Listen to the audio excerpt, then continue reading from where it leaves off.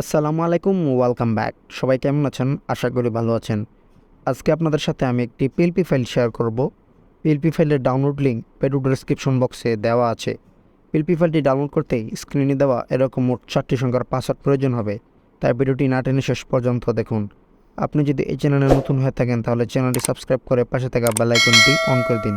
So let's check it out.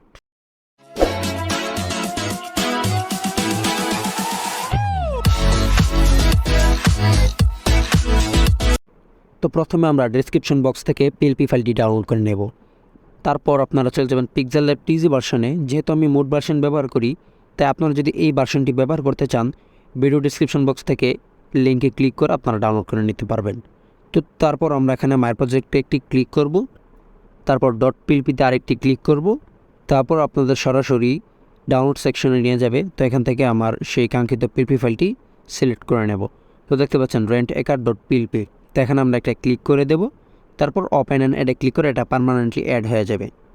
তো দেখতে পাচ্ছেন আপনাদের এরকম একটি ইন্টারফেস চলে আসবে। তো এখানে যে কোনো টেক্সট পরিবর্তন করতে আপনারা ডবল ক্লিক করবেন। তো আগে আমরা rent-a-car-এর নামটি চেঞ্জ করব।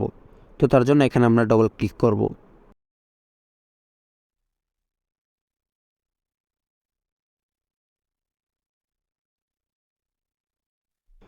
তো নাম চেঞ্জ করার পর এখানে আমরা ওকে বাটনে ক্লিক করে দেব।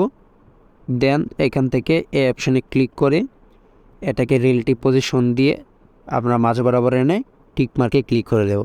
তারপর আপনারা এখানে নামটাও চেঞ্জ করতে পারবেন। তো নাম চেঞ্জ করার জন্য আমরা এখানে একটি ডবল ক্লিক করব।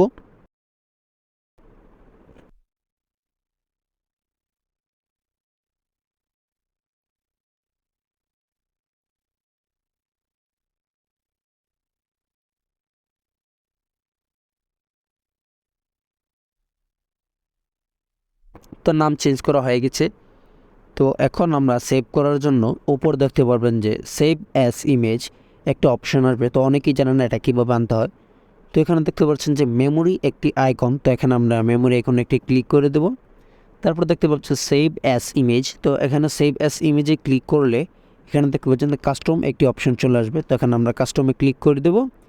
তো এখান থেকে আমরা অল্ট্রাটা সিলেক্ট করে নেব, তারপর সেভ টু গ্যালারিতে ক্লিক করলে এটা অটোমেটিকলি সেভ হয়ে যাবে। তো আপনারা কী বিষয়ে ভিডিও পেতে চান তা অবশ্যই কমেন্ট বক্সে জানিয়ে দিবেন। আজকের মতো এখানেই বিদায় নিচ্ছি। আল্লাহ হাফেজ।